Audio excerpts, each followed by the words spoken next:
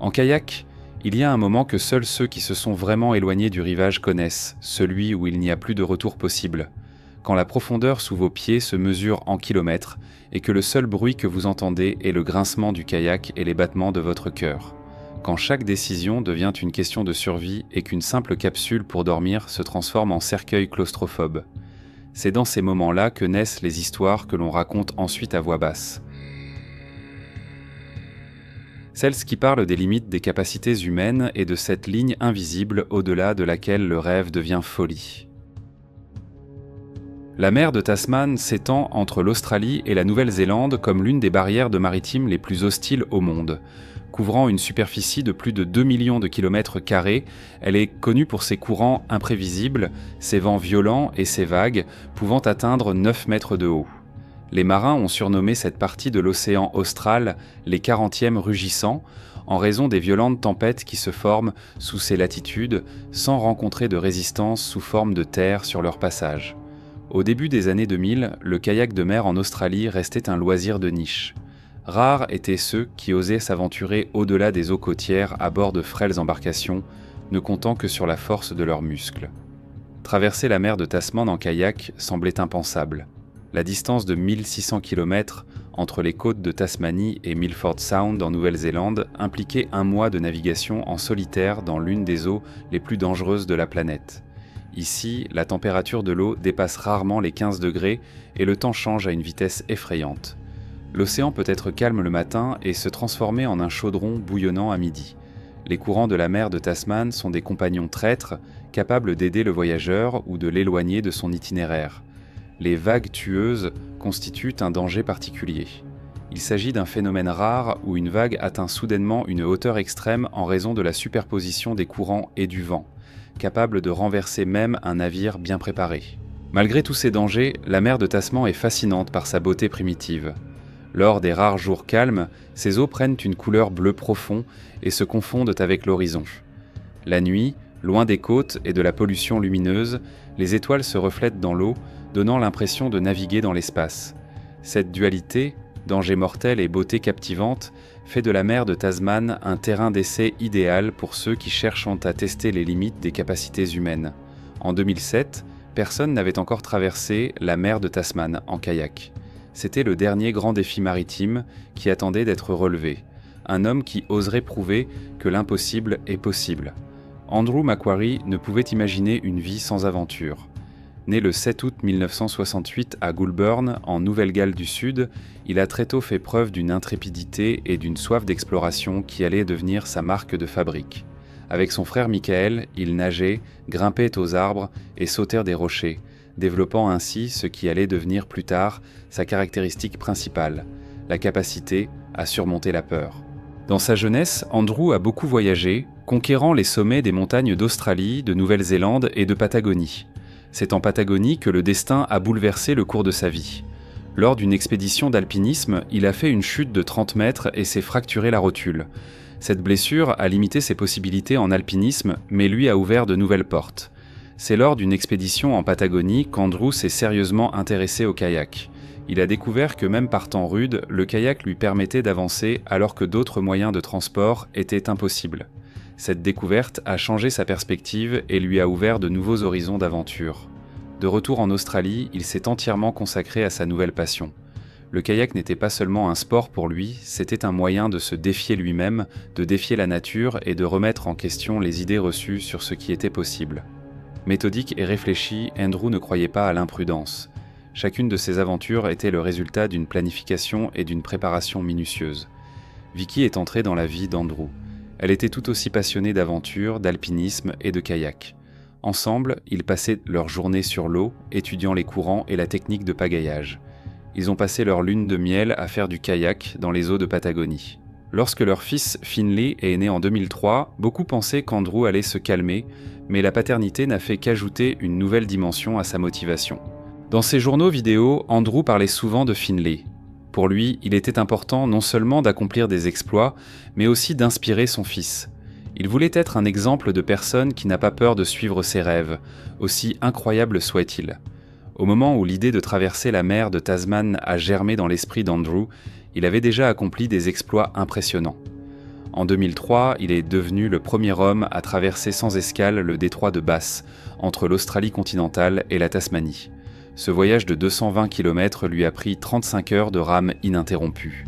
Un an plus tard, il a parcouru 530 km dans la baie de Carpentaria, au nord de l'Australie, en une semaine, découvrant pour la première fois ce que c'était que de dormir dans un kayak en pleine mer. Pour ses exploits et d'autres réalisations exceptionnelles, l'Australian Geographical Society a décerné à Andrew le titre de aventurier de l'année en 2005. Mais pour lui, ces exploits n'étaient que des étapes vers quelque chose de plus grand. Pour Andrew, la mer de Tasman était en quelque sorte l'équivalent de l'Everest dans le monde du kayak, la dernière frontière à conquérir. Sa philosophie faisait écho aux idées de l'écrivain André Gide, selon lesquelles les véritables découvertes exigent le courage de laisser derrière soi tout ce qui est familier et sûr. Il était convaincu que parfois il fallait perdre la côte de vue pour vraiment découvrir de nouveaux horizons. La préparation de l'expédition à travers la mer de Tasman a duré près de 10 ans. Andrew a étudié les données météorologiques, consulté des scientifiques, étudié les courants et les vents. Il n'a rien laissé au hasard. Le financement de l'expédition a nécessité des dizaines de milliers de dollars provenant de sponsors, de fabricants d'équipements et de donateurs privés qui ont cru en son rêve.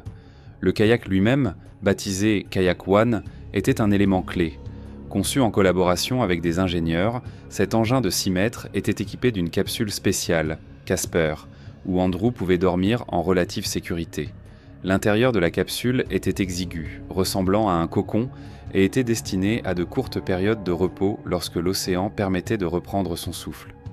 L'inconvénient de cette conception était que la capsule avait tendance à se remplir d'eau lorsqu'elle était repliée, ce qui augmentait le poids du kayak et rendait difficile la remise à flot après un chavirement. Vicky a participé activement à la préparation, aidant à tester le kayak et à planifier l'itinéraire. Elle partageait la passion d'Andrew pour l'aventure, mais avait des sentiments mitigés à l'égard de la mer de Tasman. Dans des conversations privées avec ses amis, elle avouait que le rêve d'Andrew faisait partie intégrante de sa personnalité. L'empêcher de partir reviendrait à changer sa nature profonde, à le priver de l'air dont il avait besoin pour vivre. En décembre 2006, Andrew a tenté une première traversée, mais a dû rebrousser chemin en raison d'un grave refroidissement. Ce recul n'était pas un échec, mais plutôt le signe de son approche rationnelle du risque. Il savait quand il fallait battre en retraite pour mieux revenir et réessayer. Le 11 janvier 2007, après une préparation supplémentaire et quelques modifications apportées au kayak, Andrew était prêt à retenter l'aventure. Un petit groupe de proches s'était réuni sur la plage de Tasmanie. Vicky, avec Finlay, âgé de 3 ans, dans les bras, les membres de l'équipe de soutien et quelques amis kayakistes. Le moment des adieux fut calme et émouvant. Vicky serra son mari dans ses bras, essayant de se souvenir de la sensation de ses mains. Andrew prit Finlay dans ses bras et regarda longuement son fils dans les yeux, lui disant combien il l'aimait. Cet adieu a été filmé et est ensuite devenu partie intégrante d'un documentaire sur son voyage. Andrew a chargé ses dernières provisions, de la nourriture pour un mois, un désalinisateur, un téléphone satellite et une caméra pour documenter son voyage. Son visage reflétait la détermination d'un homme prêt à franchir le pas vers l'inconnu. Les premières coupes planant à coups de pagaie ont fendu l'eau calme du matin. Le kayak s'est lentement éloigné du rivage, devenant de plus en plus petit sur fond d'océan immense. Vicky est restée debout, Finlay dans les bras, jusqu'à ce que la silhouette d'Andrew disparaisse à l'horizon. Le voyage qui allait changer la perception des capacités humaines et laisser une empreinte indélébile dans l'histoire des aventures extrêmes avait commencé. Les premiers jours dans la mer de Tasman ont été une épreuve difficile pour Andrew Macaulea en termes de technique, d'équipement et de détermination.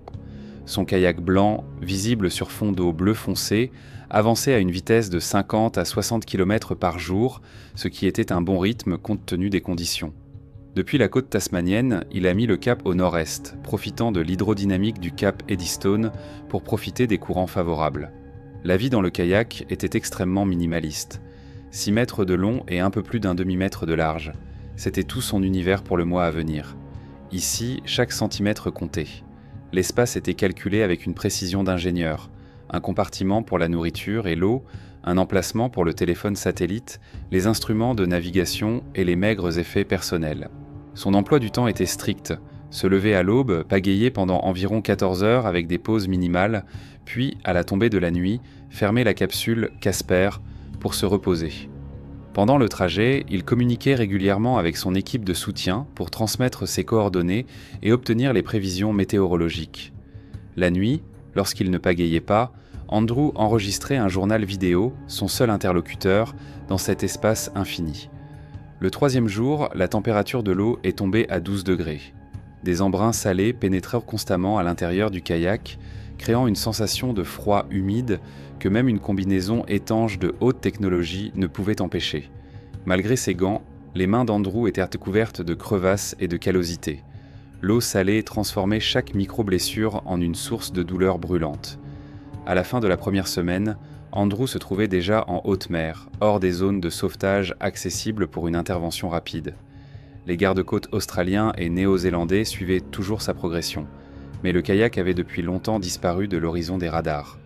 En cas d'urgence, les secours pourraient arriver trop tard. 10 jours après le début du voyage, le météorologue Jonathan Borge, qui travaillait avec l'équipe de soutien d'Andrew, a remarqué un système dépressionnaire inquiétant se formant au sud de sa route. Cette information a été transmise à Andrew lors d'une session de communication régulière. Une tempête avec des vents atteignant 40 nœuds s'approchait, ce qui, en mer, signifie des vagues pouvant atteindre 9 mètres de haut. Un navire classique aurait préféré changer de cap pour éviter une telle tempête, mais le kayakiste n'avait pas la vitesse nécessaire pour manœuvrer. Andrew a décidé de continuer, mais a augmenté la fréquence des vérifications de son équipement et du renforcement de la capsule. Lorsque la tempête l'a rattrapé à quelques centaines de kilomètres des côtes australiennes, les conditions se sont détériorées jusqu'à devenir extrêmes en quelques heures. Le ciel gris foncé semblait descendre jusqu'à la surface de l'eau. La visibilité était réduite à quelques mètres. Les vagues s'élevaient autour de lui comme des montagnes instables et mouvantes. Le premier chavirement s'est produit environ 4 heures après le début de la tempête. Le kayak a effectué un tonneau complet, terme désignant le renversement complet de l'embarcation par l'avant. Dans une telle situation, la survie dépendait de la maîtrise de la technique de l'esquimotage, qui permet de redresser le kayak sans sortir de celui-ci. Andrew a réussi la manœuvre, mais la tempête ne faisait que s'intensifier. Au cours des heures qui ont suivi, le kayak s'est retourné plusieurs fois. Après un nouveau retournement, la capsule Casper a commencé à se remplir d'eau, un problème qu'il redoutait tant. Avec la capsule remplie d'eau, le kayak pesait 100 kg de plus, ce qui rendait les manœuvres extrêmement difficiles. Comprenant qu'il était inutile de lutter contre les éléments, Andrew a pris une décision difficile, mais la seule qui s'imposait, plier sa pagaie, caler la capsule et s'en remettre à l'océan. Il passa les 28 heures suivantes à l'intérieur de la capsule exiguë, incapable de bouger, sentant chaque coup de vague et chaque rotation du kayak. L'obscurité à l'intérieur de la capsule accentuait sa désorientation. Il vidait régulièrement l'eau, mais passait la plupart du temps à attendre, économisant son énergie. Lorsque la tempête s'est enfin calmée, le corps d'Andrew était épuisé par les crampes dues à son long séjour dans la même position. Son visage était douloureux à cause du sel qu'il était impossible de rincer. Mais le pire était la nouvelle qu'il a découverte en vérifiant son équipement. Son téléphone satellite de secours et sa balise de localisation étaient endommagés. Désormais, son seul lien avec le monde était son téléphone satellite principal. Après la tempête, Andrew a envoyé un message succinct au météorologue Borg. No picnic today. Pas de pique-nique aujourd'hui. Une expression sobre qui reflétait sa capacité à garder son sang-froid même dans des situations extrêmes. Au milieu de la 3e semaine de voyage, l'épuisement physique a commencé à affecter l'état psychologique d'Andrew. La monotonie de l'océan infini, l'absence de contact humain et la tension physique constante ont créé un lourd fardeau émotionnel. Les jours se confondaient, ses mains effectuaient automatiquement les mouvements de rame qui étaient devenus une forme de méditation. L'océan autour de lui changeait de caractère, parfois calme, presque amical, parfois violent et mortel, mais toujours magnifique dans son indifférence aux aspirations humaines. Andrew commença à remarquer des choses étranges. Parfois, il lui semblait qu'un autre bateau naviguait à côté. Il voyait clairement sa silhouette, entendait le clapotis des rames. La partie rationnelle de son esprit comprenait qu'il s'agissait d'hallucinations causées par la fatigue et la solitude, mais les images étaient si réelles qu'il devenait de plus en plus difficile de les ignorer. La nuit, recroquevillé dans sa capsule exiguë, il parlait à Vicky et Finlay comme s'ils pouvaient l'entendre. Il leur parlait des étoiles qui brillaient au-dessus de l'océan, plus fort qu'ils ne les avaient jamais vues sur Terre. Du plancton phosphorescent qui s'illuminait parfois dans l'obscurité autour du kayak, donnant l'impression de nager parmi les étoiles. Des dauphins qui l'avaient accompagné pendant plusieurs heures, sautant et plongeant à côté du kayak, comme pour saluer un invité rare dans leur monde. Dans les moments de fatigue intense, les pensées d'Andrew revenaient à la question qu'il avait écartée dès le début. Cela en valait-il la peine ? Avait-il bien fait de quitter Vicky et Finlay, âgés de 3 ans, pour ce voyage ? Que resterait-il après lui si l'océan finissait par l'emporter ? Le sentiment de culpabilité faisait place à la détermination, puis revenait à nouveau, dans un cycle sans fin, aussi immuable que le rythme des vagues. La proximité dangereuse de la côte commença à se faire sentir dans la seconde moitié du voyage. Les montagnes néo-zélandaises, à peine visibles à l'horizon, créaient leur propre système météorologique. Des vents inattendus descendant des montagnes pouvaient surprendre même un marin expérimenté. Après 25 jours en mer, Andrew scrutait souvent l'horizon, essayant de distinguer les contours de la Terre, mais les montagnes de Nouvelle-Zélande restaient un mirage fantomatique, apparaissant et disparaissant dans la brume de l'horizon. À la fin du mois de janvier, Andrew avait parcouru les 2/3 du chemin. Malgré toutes les épreuves, il progressait régulièrement. Le kayak, Kayak One, s'était révélé être un bateau fiable, même si le problème de remplissage de la capsule Casper avec de l'eau devenait de plus en plus grave. Après chaque tempête, Andrew devait écoper jusqu'à 100 litres d'eau, et ce travail monotone lui ôtait des forces qui auraient pu être consacrées à avancer. Le 8 février fut le jour où l'espoir se transforma presque en certitude. Les montagnes de la Nouvelle-Zélande apparurent pour la première fois clairement à l'horizon. À environ 120 km de Milford Sound, Andrew envoya un message optimiste à Vicky. Paissons. See you 9 a.m. Sunday, à dimanche 9h. Ses coordonnées GPS indiquaient qu'à ce rythme, il atteindrait les côtes néo-zélandaises dans 1 jour et demi ou 2 jours. Le même jour, Andrew a pris une photo qui allait devenir le symbole de son voyage. On le voit à l'horizon, le visage fatigué mais déterminé. Il regarde droit vers l'appareil photo avec le regard de quelqu'un qui a traversé des épreuves incroyables et qui voit enfin la ligne d'arrivée. Les sentiments alternés d'épuisement et d'euphorie ont rendu les derniers jours du voyage particulièrement intenses. Malgré la proximité de son objectif, Andrew est resté concentré et prudent. 28 jours en mer lui ont appris que l'océan peut être particulièrement dangereux lorsqu'on pense que la victoire est proche. Lorsque la fatigue s'accumule et que l'attention se relâche à l'approche du but. Le soir du 8 février, après un mois en pleine mer, Andrew a rangé pour la dernière fois la capsule Casper pour passer la nuit. Les montagnes de Nouvelle-Zélande étaient déjà clairement visibles à l'horizon. Il s'est endormi en pensant qu'il passerait la nuit suivante sur la terre ferme. Personne ne savait que la mer lui réservait une dernière épreuve. Une épreuve qui mettrait à l'épreuve non seulement ses compétences et son endurance, mais aussi sa volonté de vivre. Le 9 février 2007, la journée commençait comme un jour de triomphe pour Andrew Macaulay. Après 29 jours en pleine mer, ayant parcouru plus de 1500 km, il n'était plus qu'à 30 km de son objectif tant convoité, Milford Sound, un fjord situé sur la côte sud-ouest de la Nouvelle-Zélande. Le temps était relativement calme ce matin-là. Les vagues ne dépassaient pas 5 mètres et le vent soufflait entre 10 et 20 nœuds, des conditions normales pour ces eaux. Rien ne laissait présager une catastrophe. Tout au long de la journée, Andrew a maintenu un rythme de rame régulier, espérant atteindre la côte dans la soirée ou, au pire, le lendemain matin. La distance qu'il lui restait à parcourir était inférieure à celle qu'il avait parcourue en une journée au début de son voyage. Mais un mois en mer avait altéré son état physique. Ses mains, couvertes de callosités et d'écorchures, ne bougeaient de plus aussi sûrement.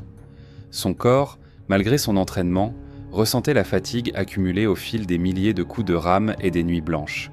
Ce qui s'est passé ensuite ne peut être reconstitué qu'à partir d'indices indirects. Vers 20h, heure locale, les gardes-côtes néo-zélandais ont reçu un faible signal radio. La voix d'Andrew, déformée par les interférences, transmettait un message désespéré. « Situation d'urgence. Je suis dans un kayak. À environ 30 km de Milford Sound. Il faut me secourir. Mon kayak est en train de couler. Je suis en train de me noyer. » L'officier a demandé de répéter le message, mais la communication a été coupée. C'était la dernière fois que le monde entendait la voix d'Andrew Macaulay. Les données météorologiques du 9 février n'indiquaient pas de tempête importante dans cette région, mais les experts ont ensuite émis l'hypothèse qu'Andrew avait pu être pris dans une vague tueuse, un phénomène rare où une vague atteint soudainement une hauteur extrême en raison de la combinaison des courants et du vent. Ces vagues apparaissent de nulle part et disparaissent tout aussi soudainement, ne laissant derrière elles que le chaos. La réaction à l'appel de détresse a été immédiate. Les services néo-zélandais chargés de la sécurité en mer et de la coordination des opérations de sauvetage ont pris en charge les opérations de recherche et de sauvetage. Ils ont lancé une opération de recherche à grande échelle couvrant 25 000 km² autour de Milford Sound. 2 avions et plusieurs hélicoptères ont participé à l'opération, malgré des conditions météorologiques difficiles, des vents de 20 à 30 nœuds et des vagues atteignant 4 mètres. Vicky Macaulay, qui a appris le signal de détresse tard dans la soirée du 9 février, refusait de croire au pire. Avec le petit Finlay dans les bras, elle attendait des nouvelles, s'accrochant à l'espoir qu'Andrew, qui avait si souvent triomphé des éléments, réussirait encore une fois. Les recherches se sont poursuivies toute la nuit, mais ce n'est que dans la soirée du 10 février, vers 22 h, qu'un avion de sauvetage a repéré le kayak chaviré, dérivant à 56 km de Milford Sound. La capsule Casper avait disparu et le point d'attache était endommagé. La nourriture et les effets personnels d'Andrew étaient toujours dans la cabine, ce qui excluait la possibilité qu'il ait pu abandonner volontairement le kayak. La découverte du kayak sans Andrew était un signe sinistre, mais les recherches se sont poursuivies avec encore plus d'intensité. Les sauveteurs savaient qu'avec un gilet de sauvetage, une personne pouvait survivre plusieurs heures dans une eau à 15 degrés de rire. Après 70 heures de recherche ininterrompue, sans aucune trace d'Andrew, l'opération a été officiellement suspendue le 12 février. Peter Williams, directeur adjoint de la garde côtière, a déclaré « Compte tenu du temps passé dans l'eau et de l'absence de tout signe de survie, c'est avec le cœur lourd que nous avons suspendu les recherches aériennes. » En inspectant le kayak retrouvé, les sauveteurs ont découvert l'appareil photo d'Andrew. La carte mémoire a été extraite et les images des derniers jours de son voyage sont devenues un témoignage inestimable de son combat et de sa détermination. La nouvelle de la disparition d'Andrew Macaulay a profondément bouleversé non seulement ses proches, mais aussi toute la communauté des kayakistes et des aventuriers du monde entier. L'homme qui était si près de devenir le premier à traverser la mer de Tasman en kayak a disparu à quelques heures seulement de la côte. Le 27 février 2007, Vicky a organisé une cérémonie commémorative près du phare de Sydney. Ce lieu n'a pas été choisi au hasard.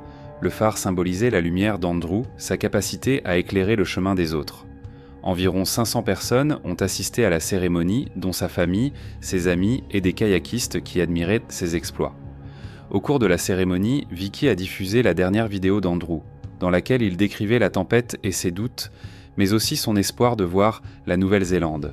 Ces images ont ému aux larmes de nombreux participants qui ont découvert le côté humain du héros, sa vulnérabilité et sa force. « Tu m'as appris à vivre, Ant », a déclaré Vicky, utilisant le surnom qu'elle donnait à Andrew. Elle a évoqué la façon dont sa passion pour la vie avait inspiré tout son entourage, comment sa quête de l'impossible avait repoussé les limites de ce que les gens considéraient comme réalisable. Le père d'Andrew, Peter Macaulay, son frère Michael et sa sœur Juliette étaient également présents à la cérémonie. Peter a parlé avec fierté de son fils, qui avait vécu selon ses propres règles et suivi ses rêves, aussi incroyables fussent-ils. Il a vécu comme il l'entendait et nous respectons cela, a-t-il déclaré, reflétant le soutien que la famille avait toujours apporté à Andrew dans ses aspirations. L'histoire d'Andrew a suscité de vives réactions dans la société. Certains admiraient son courage et son esprit d'aventure, d'autres critiquaient le risque qu'il avait pris, laissant sa famille sans père et sans mari. Ce débat reflétait la question éternelle de la frontière entre héroïsme et imprudence, du prix que l'on est prêt à payer pour réaliser ses rêves. Vicky n'a jamais reproché à Andrew sa décision. Elle comprenait que sa passion pour l'aventure faisait partie de son identité, de ce qui le rendait unique. Au cours des années qui ont suivi, elle s'est consacrée à l'éducation de Finlay, lui parlant de son père non pas comme d'un personnage tragique, mais comme d'un homme qui n'avait pas eu peur de poursuivre son rêve. L'histoire d'Andrew Macaulay ne s'est pas terminée avec sa disparition. Au contraire, sa tentative de traverser la mer de Tasman a marqué un tournant dans l'histoire du kayak et des voyages extrêmes. En 2008, moins d'un an après la disparition d'Andrew, les Australiens James Castrisson et Justin Jones ont été les premiers à traverser avec succès la mer de Tasman en kayak. Ils ont utilisé un bateau biplace, ce qui leur a donné un avantage en termes de stabilité et leur a permis de se relayer pendant la traversée. Leur kayak était équipé d'une version améliorée de la capsule qui tenait compte des erreurs de conception du Casper. Castricioni et Jones ont ouvertement reconnu que leur succès aurait été impossible sans l'expérience d'Andrew qui leur avait ouvert la voie. 10 ans plus tard, en 2018, le Néo-Zélandais Scott Donaldson est devenu le premier homme à traverser seul la mer de Tasman en kayak. Son embarcation était équipée d'une cabine étanche, spécialement conçue pour pallier les problèmes rencontrés par Andrew. Donaldson a dédié son exploit à la mémoire de Macaulay, affirmant que c'était sa tentative qui avait démontré que cette traversée était possible. La tragédie d'Andrew a également conduit à des améliorations significatives des normes de sécurité pour les kayakistes de l'extrême. Les communautés de kayakistes ont mis en place des protocoles stricts pour les expéditions en mer, notamment le port obligatoire de combinaisons de survie, de systèmes de communication redondants et une planification plus minutieuse en collaboration avec les services côtiers. En 2008, le documentaire solo Lost at Sea est sorti, racontant l'histoire d'Andrew à travers ses propres enregistrements vidéo et des interviews de Vicky, de ses amis et des membres de son équipe de soutien. Le film a été salué dans les festivals de cinéma et a fait découvrir à un large public la vie et le rêve de cet homme exceptionnel. Vicky a également écrit un livre intitulé Solo, dans lequel elle partage la dimension personnelle de leur relation et la philosophie de vie d'Andrew. La National Geographic Society a décerné à titre posthume à Andrew le titre d'aventurier de l'année en 2007, reconnaissant ainsi sa contribution à l'exploration des limites du potentiel humain. Mais l'héritage le plus important d'Andrew McLeod n'est peut-être pas ses innovations techniques ou ses récompenses, mais sa philosophie de vie. Il a vécu selon une idée inspirée par André Gide. L'homme ne découvrira pas de nouveaux océans tant qu'il n'osera pas perdre la terre de vue. Cette phrase est devenue la devise de nombreux kayakistes et aventuriers, rappelant que les véritables découvertes exigent le courage de sortir de sa zone de confort et de sécurité. L'histoire d'Andrew McCoy est un rappel de la fine ligne qui sépare le succès grandiose de la tragédie dans le monde des exploits extrêmes. C'est l'histoire d'un homme qui a préféré une vie courte mais intense, remplie de passion et de sens, à une existence sûre mais fade. Dans ses dernières notes, Andrew regarde droit dans la caméra, les yeux remplis de fatigue, mais aussi d'une détermination inébranlable. Il savait qu'il risquait tout pour réaliser son rêve. Et même s'il n'a pas atteint physiquement les côtes de la Nouvelle-Zélande, son esprit a franchi cette barrière, inspirant d'autres personnes à suivre l'horizon, aussi inaccessible que puissent paraître leurs rêves. L'histoire d'Andrew McCall nous laisse seuls face à une question qui continue de diviser la société. Devons-nous admirer son courage ou condamner son choix ? Était-il un héros qui a repoussé les limites du possible, ou un égoïste qui a risqué sa vie alors que son fils de 3 ans et sa femme l'attendaient à la maison ? Préféreriez-vous vivre une vie sûre mais prévisible, ou une vie courte mais intense, pleine de sens et de passion ? Si vous avez aimé cette histoire, n'oubliez pas de liker et de vous abonner à notre chaîne. Dans nos prochains épisodes, vous découvrirez d'autres histoires tout aussi passionnantes sur des personnes qui ont osé franchir la fine ligne entre courage et folie. Merci d'avoir été avec nous jusqu'à la fin. Prenez soin de vous et à bientôt dans nos prochains épisodes. Qu'est-ce qui est le plus dangereux, vivre en cage ou avoir une liberté qui peut te tuer ? 3 ados d'une petite île du Pacifique ont décidé de répondre à cette question sans se douter qu'ils allaient payer le prix fort. Le Pacifique Sud ne pardonne pas la légèreté. Cette immense étendue d'eau, grande comme une douzaine de Sahara, est considérée comme l'une des zones maritimes les plus dangereuses au monde, un endroit où, à des centaines de kilomètres à la ronde, il n'y a rien d'autre que le bleu infini. Perdus dans ce silence bleu, les rares îles semblent être des oasis de vie fragile, des points minuscules dans un océan qui peut facilement effacer toute trace de présence humaine.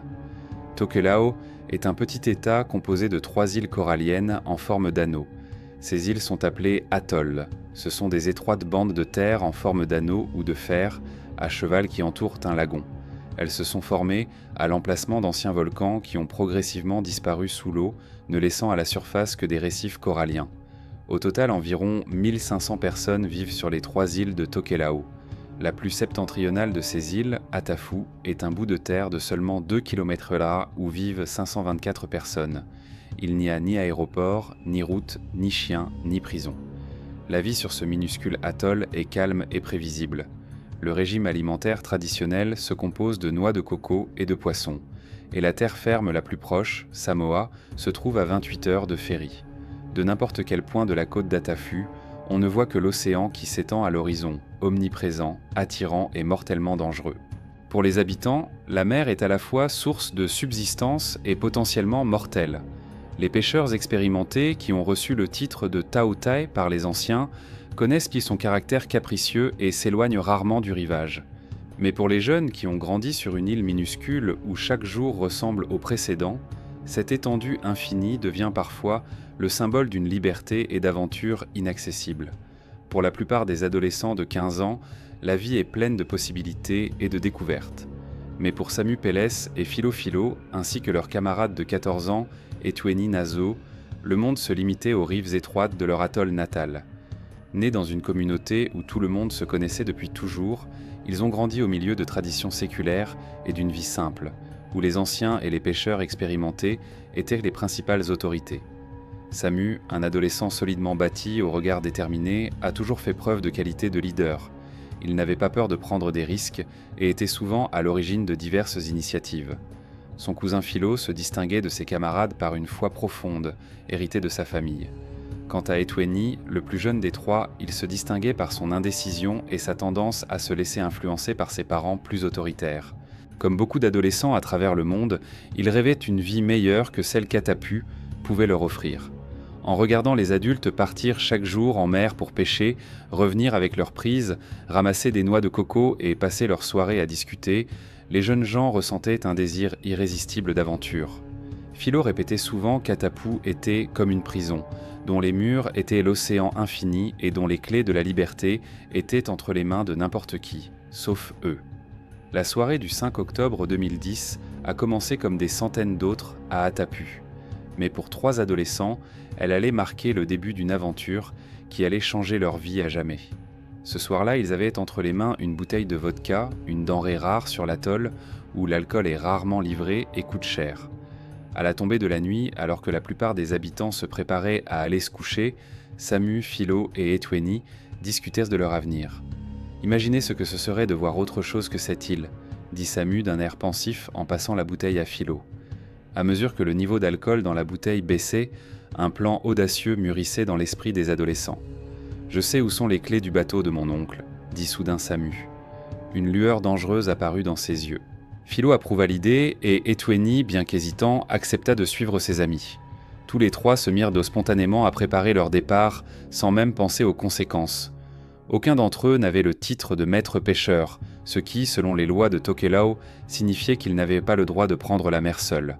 Mais cette nuit était leur nuit, et les règles leur semblaient lointaines et insignifiantes. Ils se dispersèrent dans le village pour rassembler des provisions pour le voyage. Samu a récupéré les clés du bateau de son oncle, un simple canot en aluminium de 4 mètres, équipé d'un moteur Yamaha de 15 chevaux, avec des bancs en bois et des bords bas à seulement 40 cm au-dessus de l'eau. Ensemble, ils ont volé plusieurs bidons d'essence, environ 70 litres. Philo est revenu avec une bâche verte, 20 noix de coco, 2 bouteilles de lait, un petit bidon d'eau et une tasse en céramique. Il a également pris un paquet de cigarettes et une autre bouteille de vodka scellée. Samu a ajouté quelques noix de coco supplémentaires aux provisions. Étonnamment, personne n'a même pensé à prendre du matériel de pêche. Après avoir chargé leurs maigres possessions dans le bateau, les adolescents burent encore un peu de vodka pour se donner du courage. Puis Samu démarra le moteur. C'était le dernier moment où ils pouvaient encore changer d'avis et retourner dans leur lit, effacer le compteur de leur ancienne vie. Etweni resta figé, indécis, sentant intuitivement le danger de leur entreprise. Le doute passa sur son visage, mais une vague d'adrénaline et de rébellion juvénile le submergea. En un instant, le bateau franchissait déjà le récif qui entourait Atapu, sous les cris de joie des 3 adolescents. Pour la première fois de leur vie, ils se retrouvèrent du côté océanique de l'atoll sans être accompagnés d'un mentor expérimenté. Leur plan était simple et naïf, atteindre l'atoll voisin en 3 ou 4 jours. En réalité, ils n'avaient ni instrument de navigation, ni expérience de la navigation au long cours, ni même une idée précise de la direction à suivre. Ils passèrent la première nuit dans un état d'excitation, continuant à boire de la vodka et à discuter de leur courage. Philo fut le premier à se fatiguer et se recroquevilla au fond du bateau. Samu pilotait le moteur, tandis qu'Etweni, ivre, réussit d'une manière ou d'une autre à retirer et à perdre sa chemise par-dessus bord. Peu à peu, la fatigue prit le dessus et Samu commença lui aussi à somnoler. Etweni prit les commandes, mais éteignit rapidement le moteur, et tous trois s'endormirent sur le fond métallique du bateau. Lorsqu'Etweni se réveilla le premier au son des mouettes tournoyant au-dessus d'eux, il découvrit avec inquiétude que la terre n'était plus visible. La lumière vive du soleil empêchait complètement de suivre l'étoile choisie la nuit précédente. Peu après, Philo se réveilla et se pencha immédiatement par-dessus bord, pris de nausées. Puis Samu se réveilla et fut également victime du mal de mer. Ils commencèrent à ouvrir les noix de coco en les cassant contre le bord du bateau, buvaient le liquide et jetèrent les coquilles, sans même prendre la peine de gratter la chair nutritive. Puis ils burent le lait et fumèrent quelques cigarettes sèches. Ils démarrèrent le moteur de temps en temps, mais sans but ni direction. Ils ont alors eu l'idée de suivre les mouettes, pensant que les oiseaux retourneraient naturellement vers la terre ferme. Mais les oiseaux semblaient voler au hasard, peut-être en décrivant de grands cercles. À mesure que le jour déclinait, les adolescents ont commencé à ressentir une légère faim et à penser à ce que l'on disait d'eux chez eux, à Atapu. Le deuxième jour de leur dérive, ils aperçurent un avion volant à basse altitude. Ils pensèrent qu'il s'agissait d'un avion de recherche et Etweni se mit à agiter les bras. Mais Samu et Philo se mirent immédiatement à le taquiner pour avoir voulu être sauvés si vite. Les adolescents pensaient que 2 jours ne suffisaient pas pour passer pour des héros. Ils étaient convaincus que l'avion reviendrait plus tard. Leur naïveté et leur héroïsme juvénile ont alors causé leur perte. Entre-temps, l'alerte avait été donnée à Atapu. Une réunion des habitants avait été organisée pour discuter de la disparition des garçons. Le sentiment dominant était « Oh non, pas encore ». L'île ne s'était pas encore remise de la tragédie survenue 8 mois plus tôt, lorsque 3 personnes à bord d'une barge avaient été prises dans une tempête, leur bateau avait chaviré et leur corps avait été rejeté sur le rivage. Et maintenant, 3 autres personnes avaient disparu. Les prévisions météorologiques annonçaient une tempête. L'aide a été demandée à l'armée de l'air royale néo-zélandaise, qui a rapidement envoyé un avion de patrouille militaire Orion, équipé d'un radar capable de détecter même un petit sous-marin. La zone de recherche couvrait plus de 14 000 km/h. L'avion a effectué 3 recherches, revenant à Samoa pour se ravitailler, pour un total de 8 heures, mais en vain. À la 3e nuit, sans savoir où ils se trouvaient, avec des réserves minimales et une incertitude effrayante devant eux, les 3 adolescents ne paniquaient toujours pas. Ils étaient convaincus que quelqu'un viendrait bientôt les sauver. Ils ne savaient pas que leur histoire ne faisait que commencer et que les jours, voire les semaines à venir, seraient une épreuve capable de briser même les plus courageux. Au 4e jour de dérive, la réalité commença à transparaître à travers l'optimisme juvénile. Les adolescents finissaient les dernières noix de coco, grattant soigneusement la chair qu'ils jetaient auparavant sans y penser. L'eau dans le pot de mayonnaise était épuisée depuis la veille. Sama, Philo et Etweni finirent le lait et fumèrent toutes leurs cigarettes. Le soir venu, ils utilisèrent le dernier carburant et jetèrent les bidons vides par-dessus bord. Ils ne pouvaient plus que dériver au gré des courants et du vent. Quand ils se couchèrent cette nuit-là, il ne leur restait plus que 11 noix de coco. Le sommeil était agité et inconfortable. Ils s'endormaient mouillés par les embruns qui pénétraient constamment dans le bateau par les bâbords. Le vent s'est intensifié. Etweni, qui avait perdu sa chemise la première nuit, souffrait particulièrement du froid. Le matin, il n'y avait toujours que de l'eau autour d'eux. Pas de canot de sauvetage, pas d'avion. Etweni fut le premier à exprimer ce que tous 3 commençaient à penser. Ils auraient déjà dû être retrouvés. Sama et Philo réagirent par un rire nerveux, essayant de cacher leur inquiétude grandissante. Malgré les prévisions de tempête, il n'était pas tombé une goutte de pluie depuis le début du voyage. Les quelques noix de coco constituaient leur seule source de calories. Ce jour-là, chacun en a bu et mangé 2, mais cela n'a apaisé ni leur soif ni leur faim. Au 5e jour, délai approximatif auquel les disparus en mer sont généralement retrouvés, Samu, Philo et Etweni ont finalement avoué à leurs compagnons qu'ils voulaient rentrer chez eux. Le 6e jour, ils ont pris conscience de l'ampleur de leur erreur. Ils avaient mangé toutes les noix de coco et la soif leur serrait la gorge comme une main impitoyable. L'idée de boire l'eau de mer leur venait de plus en plus souvent à l'esprit. Philo tenta de dissuader ses compagnons, sachant que l'eau salée ne ferait qu'aggraver leur déshydratation. Mais le lendemain matin, Samu plongea résolument une tasse en céramique dans la mer et commença à boire lentement. Bientôt, les autres ne purent résister à la soif. Bien conscients du danger, Etweni et Philo suivirent l'exemple de Samu. En désespoir de cause, tous 3 burent l'eau salée, sachant pertinemment que cela ne ferait qu'aggraver leur situation. Le soleil brûlant leur brûlait impitoyablement la peau, provoquant de graves brûlures. Tout leur corps, était couvert d'une éruption cutanée douloureuse et irritante. Les adolescents avaient la peau mate, mais même celle-ci ne pouvait les protéger du soleil tropical. Ils perdaient peu à peu leur force, et leurs espoirs de salut s'amenuisaient à chaque lever et chaque coucher de soleil. Enfin, après plus d'une semaine à la dérive, la pluie tant attendue tomba. Pour la première fois, les adolescents utilisèrent la bâche verte, l'étendant pour recueillir l'eau douce. C'était le premier rayon d'espoir depuis de longs jours. Sama, Philo et Etueni voyaient de nombreux poissons autour d'eux. L'ombre du bateau à la dérive créait une sorte de récif artificiel qui attirait les petits poissons qui à leur tour attiraient de plus gros prédateurs. Au-dessus d'eux, des oiseaux marins tournaient sans cesse, plongeant pour pêcher pendant la journée et se reposant sur l'eau pendant la nuit. Toute la nourriture dont ils avaient besoin était à portée de vue, mais hors d'atteinte à cause d'une décision imprudente prise au début du voyage. Etueni essayait d'attraper les poissons à main nue en les tenant simplement dans l'eau par-dessus bord. Il sentait les poissons bouger près de ses doigts, mais ne pouvait pas les attraper. Par pure chance, ils réussirent tout de même à attraper quelques poissons, 4 seulement pendant tout le voyage. Les vagues jetaient parfois les poissons directement dans le bateau. Les bâbords, qui constituaient le principal inconvénient en cas de tempête, devinrent alors un avantage inattendu. L'eau de mer s'engouffrait constamment à l'intérieur, apportant parfois avec elle de la nourriture vivante. Après environ 2 semaines de dérive, une tempête s'abattit sur eux. Elle dura près de 3 jours. Il pleuvait des cordes, le bateau se remplissait d'eau plus vite qu'il ne pouvait se la vider. Les adolescents tremblèrent de froid. Pour se réchauffer, ils se blottissaient sous la bâche, assis en tailleur. De l'extérieur, leur petit bateau ressemblait à une botte de foin au milieu d'un océan déchaîné.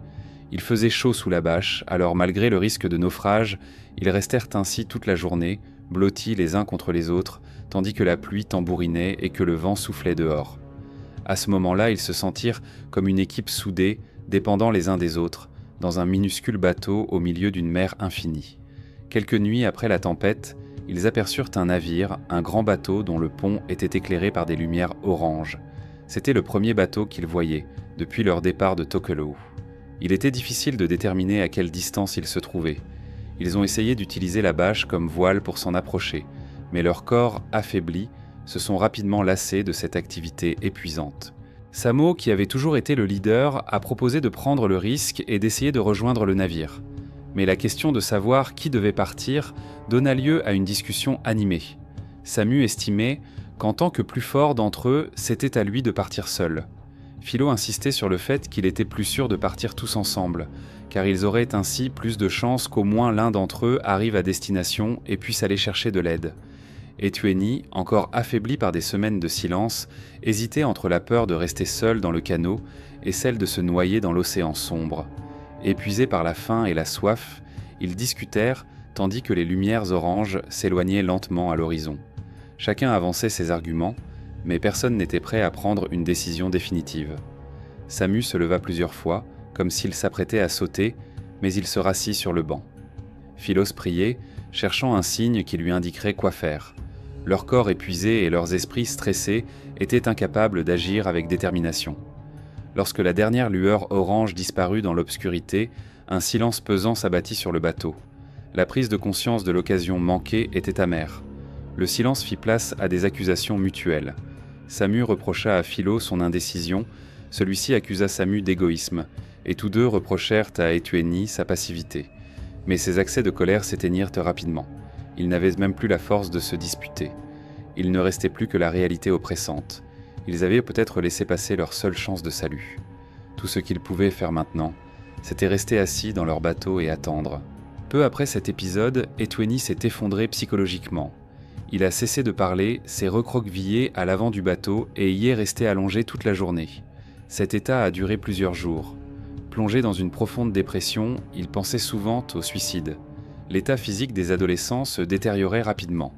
Leur corps, autrefois robuste et en bonne santé, n'étaient plus que des enveloppes émaciées.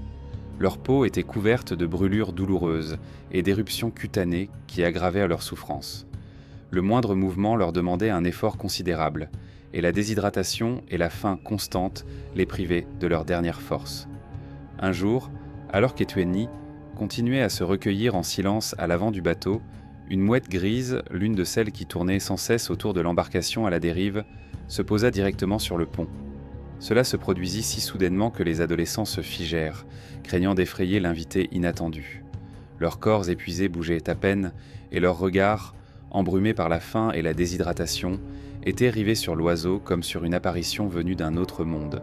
Pour les adolescents, cet oiseau était le premier être vivant, à part quelques poissons et eux-mêmes, qu'ils voyaient depuis des semaines de dérive. Il incarnait la liberté qu'ils avaient perdue et la vie à laquelle ils s'accrochaient désespérément. Quelques jours plus tard, après une forte averse, alors que la bâche s'affaissait sous le poids de l'eau de pluie accumulée, un autre oiseau arriva. Il se posa sur le bord du bateau et se mit à boire. Sam, qui était autrefois le plus fort des trois, mais qui pouvait à peine bouger, rassembla ses dernières forces. Lentement, prudemment, il s'approcha de l'oiseau. D'un mouvement rapide, il réussit à l'attraper par le cou avant qu'il ne puisse s'envoler.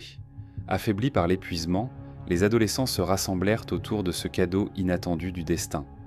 Leurs mains tremblantes arrachèrent précipitamment les plumes, tandis que Philo murmurait une prière de remerciement. Ils divisèrent la carcasse en 3 parts égales et goûtèrent à la viande crue. Malgré leur faim atroce, le goût de la viande crue était si répugnant que même leurs estomacs, prêts à accepter n'importe quoi, se rebellèrent. Ils étalèrent alors les restes de viande sur la surface chauffée par le soleil de la barque. Les rayons brûlants, qui avaient été leurs ennemis pendant des semaines, étaient maintenant leurs alliés, séchant lentement la viande jusqu'à ce qu'elle soit comestible. Le processus prit presque toute la journée, et les adolescents ne quittaient pas des yeux leur précieux butin, craignant qu'une vague accidentelle ne le fasse passer par-dessus bord. Le goût de la viande séchée au soleil était incomparablement meilleur que celui de la viande crue. Ils mâchaient lentement chaque petit morceau, s'efforçant de ne pas avaler tout de suite, prolongeant ainsi le plaisir de leur premier vrai repas depuis plusieurs jours. Ce maigre repas leur procura une sensation de satiété depuis longtemps oubliée. Ce jour fut un tournant pour Etweni. L'oiseau lui avait redonné vie. Il rompit son long silence et recommença à communiquer avec ses compagnons. Ce fut un moment d'unité au milieu d'épreuves sans fin. Le soulagement apporté par ces quelques morceaux de viande ne dura pas longtemps. Il ne fit que réveiller leurs estomacs endormis par la faim, les faisant gargouiller sous l'effet des sucs digestifs. Mais il n'y avait rien d'autre à manger. Bientôt, ils se sentirent encore plus affamés qu'auparavant. Pendant les moments de calme relatif, Samu et Philo sautèrent parfois dans l'eau pour se rafraîchir. Euthénie, cependant, se sentait trop faible pour quitter le bateau. Au cours d'une de ses baignades, Philo lâcha le bateau. Le courant était fort et il commença à dériver. Il était trop faible pour rattraper le bateau tout seul. C'est alors que Samu accomplit un acte d'héroïsme incroyable. Se tenant au bateau d'une main, il nagea de l'autre, déployant des efforts surhumains malgré son état d'épuisement. Il réussit à atteindre Philo et à l'attraper par la main. Puis il aida son ami à remonter dans le bateau. Après cet incident, personne n'osa plus nager, le risque d'être emporté par le courant étant trop grand. À ce moment-là, ils étaient entre la vie et la mort, poussés à bout par la faim et le désespoir. Dans un état de désespoir extrême, ils mangèrent leurs cheveux et leurs ongles, tout ce qui pouvait leur donner une sensation de nourriture. Ils étaient à 2 doigts de mourir. Les éruptions cutanées de Philo atteignirent un point de douleur insupportable. Pendant la nuit, il ressentit soudainement ce qui peut être décrit comme un choc électrique dans tout le corps. Il se mit à crier, implorant qu'on l'aide et qu'on le soulage de sa douleur. Il gisait au fond du bateau, extrêmement affaibli, recouvert d'une bâche à l'article de la mort. Plus de 50 jours s'étaient écoulés depuis leur départ d'Atapu. Les organismes des adolescents avaient épuisé toutes leurs ressources, leurs tissus musculaires se décomposaient et leur conscience commençait à s'embrouiller. Ils avaient cessé de puiser de l'eau, de parler, d'attendre. C'est alors que Samu se redressa un instant pour voir si des nuages de pluie approchaient, leur dernière source d'eau douce. Ce qu'il vit changea tout. À l'horizon, il aperçut la silhouette d'un grand navire. Rassemblant ses dernières forces, il leva la main et se mit à agiter le bras pour signaler à ses compagnons qu'il voyait un bateau. Sa voix trahissait une émotion qu'ils avaient oubliée depuis longtemps, l'espoir. Juste devant eux se trouvait le bateau de pêche San Nikunau. Les adolescents se mirent à agiter faiblement les bras, mais leur corps épuisé ne leur permettait que des mouvements minimes. À ce moment-là, ils ne savaient pas s'ils seraient repérés. Le bateau ne changeait pas de cap et semblait pouvoir passer sans les voir. Depuis le pont supérieur du bateau, le second, Ty Fredrickson, remarqua un objet étrange sur l'eau. Il leva ses jumelles et vit un petit bateau avec 3 silhouettes. Il cria dans un mégaphone pour leur demander s'ils avaient besoin d'aide. Les adolescents répondirent par un « oui » énergique, mettant toute leur force dans ce cri. C'était le moment où 51 jours de cauchemar touchaient à leur fin. Le navire a mis à l'eau un petit canot de sauvetage. Fredrickson a pris une photo avant de hisser les adolescents à bord. Cette photo allait plus tard bouleverser le monde. 3 adolescents nus, épuisés à l'extrême, regardant leur sauveur. Leurs corps, autrefois robustes et sains, étaient redevenus des squelettes recouverts d'une peau brûlée et couvertes d'éruptions cutanées. L'équipage les aida à monter à bord, transportant avec précaution leurs corps épuisés. Sur le pont du navire, ils étaient assis, hébétés, à peine conscients de ce qui leur arrivait. L'odeur de la nourriture provenant de la cuisine semblait irréelle après des semaines de famine. Fredrickson leur donna une boisson électrolytique et un peu de pain, craignant que leurs estomacs ne supportent pas une nourriture plus lourde. Etweni goûta une pomme, mais la vomit immédiatement dans un bol dans la cuisine. Ils prirent une douche et reçurent des vêtements de l'équipage. Leur bateau fut également hissé à bord pour être ramené à Tokelau. Cette nuit-là, tous 3 dormirent dans le même lit dans la cabine de Fredrickson, leur première nuit dans un vrai lit depuis près de 2 mois. Ils avaient dérivé à environ 1300 km d'Atafu et avaient été retrouvés dans une partie déserte de l'océan Pacifique où même les bateaux de pêche s'aventurent rarement. Pendant ce temps, dans leur atoll natal, ils avaient déjà été déclarés morts, les opérations de recherche avaient été abandonnées depuis longtemps et des services funéraires avaient été célébrés à l'église. Pendant 51 jours, les adolescents ont lutté contre des épreuves incessantes. Un soleil impitoyable et des nuits froides, la soif et la faim, le désespoir et la peur. Ils se disputaient, perdaient espoir, se renfermaient sur eux-mêmes, mais trouvaient à chaque fois la force de continuer à se battre. Et contre toute attente, ils ont vaincu. Le 26 novembre 2010, les adolescents ont été transportés à l'hôpital Colonial War Memorial de la capitale fidjienne. Les médecins ont diagnostiqué une déshydratation extrême, des infections fongiques, des brûlures au 2e degré, de l'anémie, des palpitations cardiaques et une perte importante de masse musculaire. Le directeur de la santé de Tokelau, Liam Pierce, a déclaré plus tard qu'ils n'auraient probablement pas survécu une semaine de plus. Les adolescents ont passé plusieurs jours à l'hôpital, puis ont été transportés par avion à Samoa, où ils ont été hébergés par une famille de Tokelauens pour se reposer et se rétablir. Samo, qui n'avait jamais quitté Tokelau auparavant, a contracté la varicelle, ce qui a compliqué son état déjà grave. À Atapu, la nouvelle du sauvetage des adolescents a provoqué une incroyable vague de joie. Samu a été le premier à appeler chez lui. Il a contacté sa grand-mère pour lui annoncer le miracle. Tanu Philo, le père de l'un des adolescents, a raconté comment tout le village a crié et jubilé en apprenant cette incroyable nouvelle. Tante Feke, qui avait toujours cru que les garçons étaient vivants, a vu leur sauvetage comme la confirmation de sa foi. Enfin, après Noël 2010, les adolescents ont pu retourner dans leur village natal d'Atapu. Ils ont été accueillis en héros avec une grande fête et des danses traditionnelles. Sama a prononcé un discours dans lequel il s'est excusé pour ses actes et a remercié tout le monde pour leur soutien. Ce fut une réunion émouvante avec des familles qui s'étaient presque résignées à les croire morts. La convalescence physique des adolescents a été progressive. Ils ont lentement repris du poids, leurs brûlures et leurs infections ont guéri. Mais les séquelles psychologiques étaient plus profondes. Philo, Samu et Etweni voyaient désormais leur île natale d'un tout autre œil. Ce lieu qui leur semblait autrefois une prison était désormais un refuge vers lequel ils avaient désespérément aspiré pendant leur dérive. Cependant, quelque chose avait changé dans leur perception. Dans les 2 mois qui ont suivi leur retour, tous 3 ont quitté Atapu. Philo et Samu sont partis avec leurs familles en Australie, tandis qu'Etweni s'est installé avec les siens à Hawaï. Ils cherchaient un nouveau départ dans des endroits où ils ne seraient pas entourés par l'océan, où ils n'auraient pas à voir chaque jour l'eau qui avait failli être leur tombeau. L'histoire de ces 3 adolescents de Tokelau nous rappelle à quel point la vie humaine est fragile face aux éléments, mais aussi l'incroyable capacité de l'homme à survivre dans les conditions les plus extrêmes. Leur odyssée de 51 jours dans l'océan Pacifique, qui était au départ une décision impulsive d'adolescents, s'est transformée en une lutte épique pour la survie, qui a révélé le meilleur et le pire de l'être humain. Aucun d'entre eux ne sait s'ils retourneront un jour à Atapu. Leur voyage spontané, qui avait commencé comme une quête d'aventure et de liberté, a abouti à un résultat inattendu. Ils ont bel et bien quitté leur île, prison, mais à un prix qu'aucun d'entre eux n'était prêt à payer. L'océan reste le même, magnifique et impitoyable.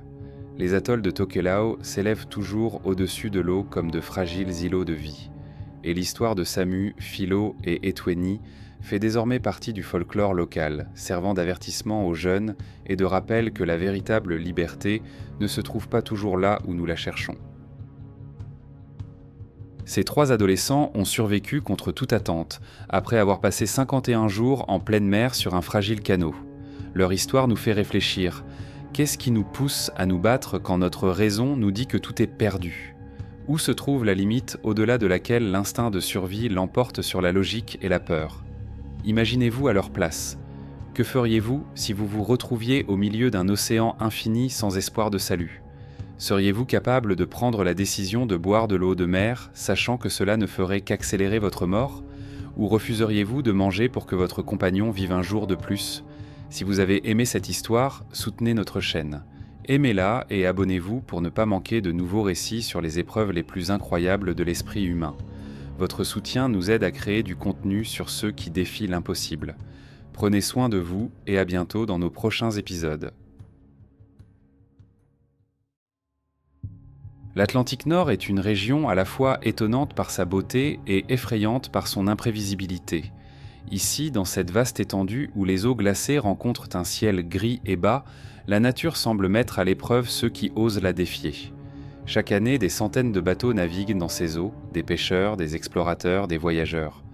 Mais peu d'entre eux sont préparés à ce que les éléments ont à offrir.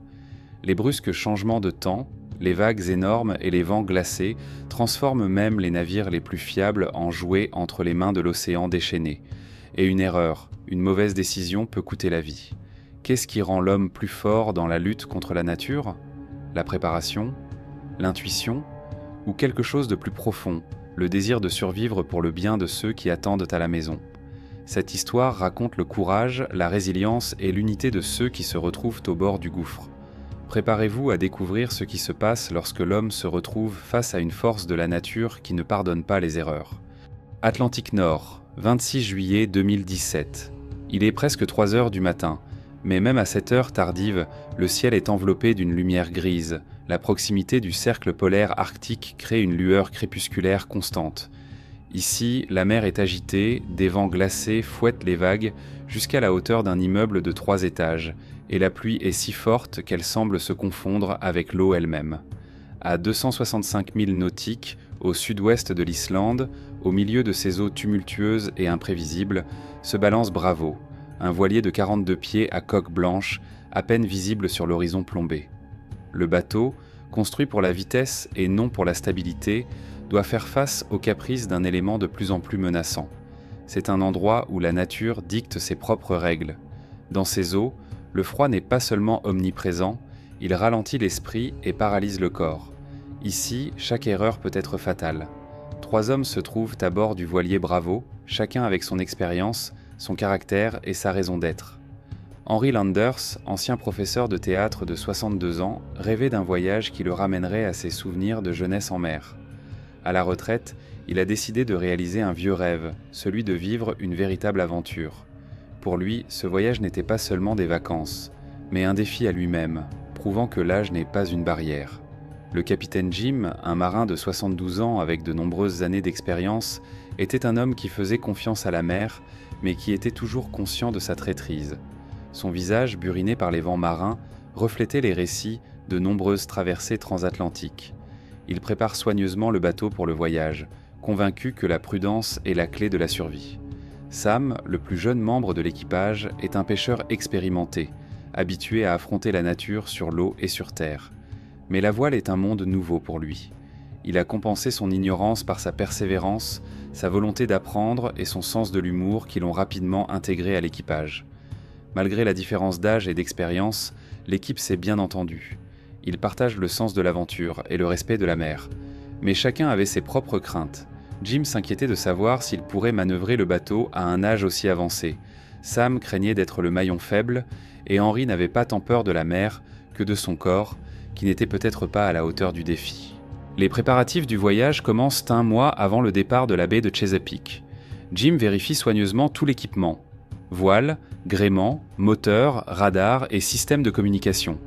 Henry propose son aide pour l'achat des fournitures, conserves, eau, médicaments, piles de rechange pour les instruments. La liste comprend tout ce qui est nécessaire pour vivre sur l'eau pendant un mois. Avant de prendre la mer, l'équipage discute de la route à suivre. Le voyage les mènera à travers la Nouvelle-Écosse, Terre-Neuve, le Groenland et l'Islande, un itinéraire complexe qui exige un respect strict du calendrier et la compréhension que tout retard peut avoir des conséquences imprévisibles. Henry n'a pas caché son excitation la dernière fois qu'il a appelé sa femme. « Je sais que tout va bien se passer », a-t-il dit en essayant de paraître confiant. Elle lui a répondu « Rentre à la maison ». Il se souviendra de ces mots pendant toute la durée du voyage. Jim, en tant que marin expérimenté, avait insisté pour que l'on s'exerce à naviguer quelques jours avant le début du voyage. Cela a permis à l'équipage de se familiariser avec le bateau, de comprendre comment il se comporte dans différentes conditions de vent et de s'entraîner à travailler ensemble. C'est ainsi que le 1er juillet 2017, Bravo a quitté la baie de Chesapeake. Au début, tout s'est déroulé comme prévu. Le soleil brillait, le vent gonflait les voiles, et on pouvait apercevoir les lumières de petits villages de pêcheurs à l'horizon. C'est le début d'une longue et, pense-t-il, passionnante aventure. Vers le soir du 25 juillet, le temps a commencé à changer. D'abord subtil, une légère brise se lève, les nuages s'épaississent à l'horizon et le ciel devient de plus en plus gris. L'équipage a pris cela avec calme, sachant que de tels changements sont courants dans l'Atlantique Nord. Mais à l'approche de la tombée de la nuit, les vagues ont commencé à monter plus haut. Si, pendant la journée, le Bravo avait glissé gracieusement le long des crêtes, le navire commence maintenant à plonger entre les vagues. Henry, qui est de quart, note dans le journal de bord l'augmentation de la pression du vent et les changements dans les relevés du baromètre. Sur le pont, le bruit s'intensifie car l'eau bat les flancs et chaque vague provoque un bruit sourd sous le bateau, comme si la mer essayait de s'y engouffrer. Jim, en arrivant sur le pont, regarde attentivement l'horizon. Son visage ne montre aucune inquiétude, mais il dit à Henry de vérifier que tout est bien attaché. Pendant ce temps, Sam se calme en plaisantant.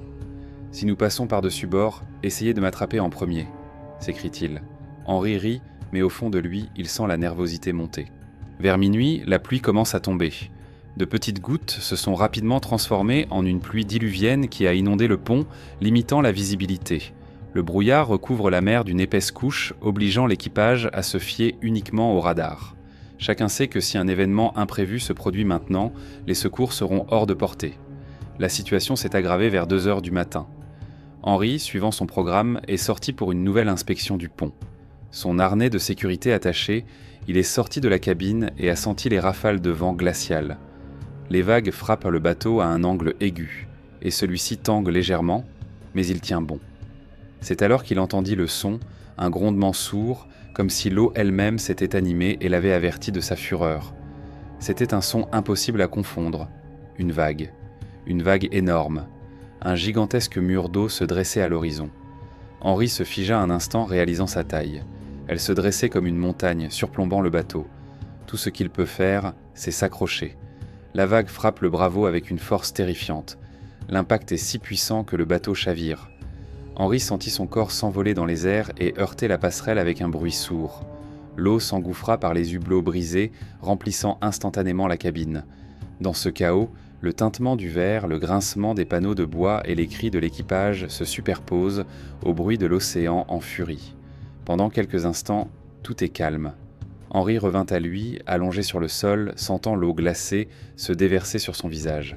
Il tente de se relever, mais une nouvelle vague le projette contre le mur. La seule chose qu'il pouvait penser était « c'est la fin. Nous ne nous en sortirons pas ».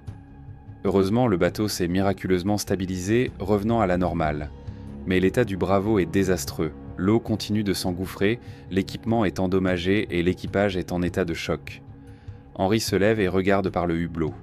Autour de lui, il n'y a qu'une obscurité froide et les vagues ne semblent pas vouloir se calmer.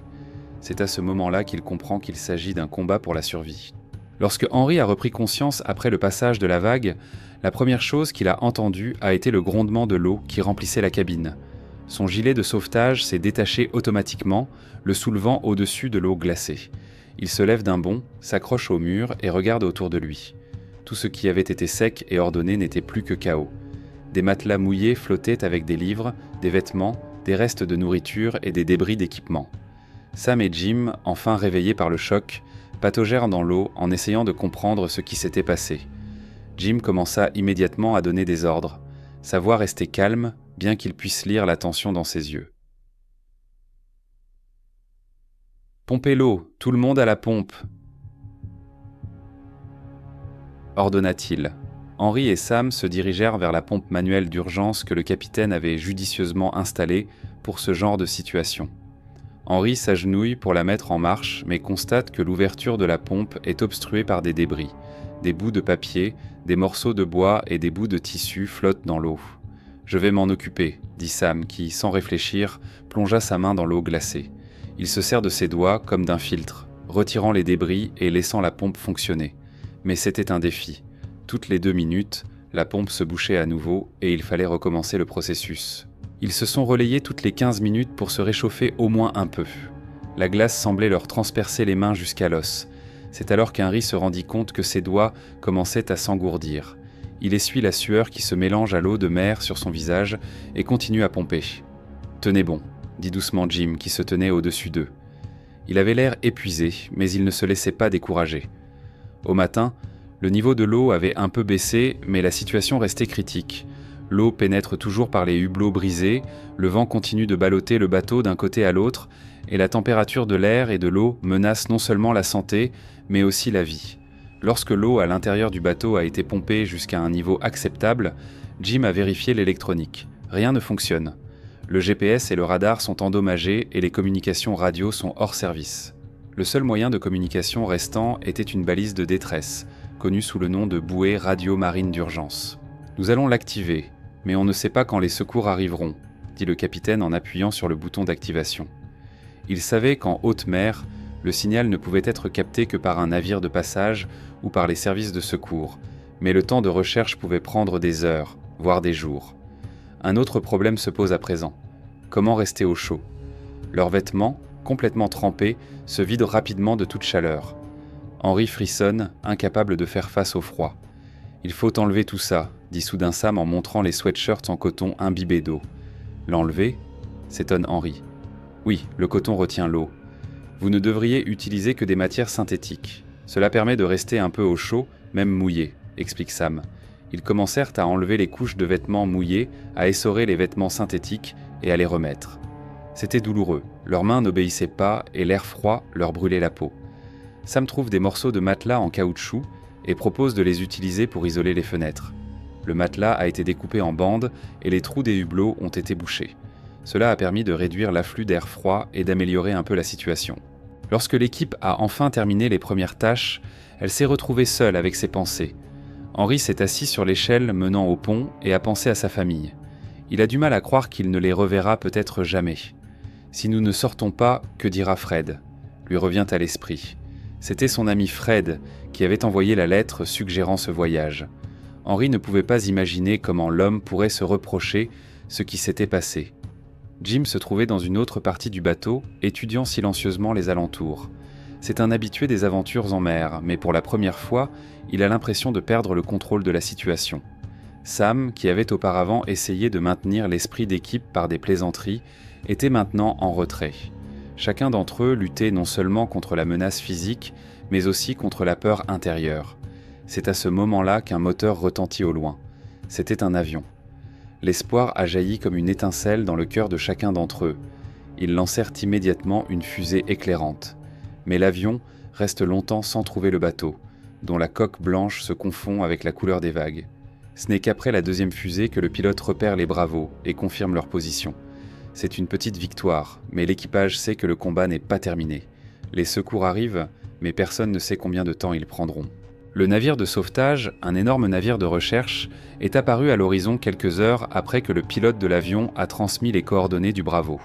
Il s'agit d'un énorme navire de 220 pieds de long, construit pour affronter les conditions difficiles de l'Atlantique Nord. En comparaison, le petit voilier semblait être un point minuscule dérivant dans l'océan déchaîné. Henry, Jim et Sam montent sur le pont pour apercevoir les sauveteurs. Voir le navire approcher est à la fois un soulagement et un nouveau défi. S'approcher du Bravo dans ces conditions est mortel. Les vagues soulèvent le navire sur des dizaines de pieds, puis retombent brusquement, et tout faux mouvement peut entraîner une collision. Le capitaine du navire de recherche signale par radio que son équipage ne pourra pas s'approcher. « Nous allons vous déposer un radeau de sauvetage et vous devrez vous y rendre et monter à bord vous-même. a déclaré une voix à la radio. Alors que le radeau est jeté à l'eau, il se met à tanguer sur les vagues, heurtant les flancs du Bravo. L'équipage se rend compte que se lancer dans cette structure instable pourrait être encore plus dangereux que de rester sur le bateau endommagé. Mais il n'y a pas le choix. Rassemblant le reste de ses forces, Henry est le premier à enjamber le côté et à monter dans le radeau. Chaque vague le ballottait d'un côté à l'autre, l'obligeant à s'accrocher aux rambardes pour ne pas tomber. Jim et Sam le rejoignent. Ils commencèrent à ramer, essayant d'éloigner le radeau du Bravo, qui était maintenant une menace. Chaque coup de vague pouvait les projeter à nouveau sur le navire mourant. Lorsqu'ils s'approchent enfin du navire de recherche, une échelle de corde leur pend au nez.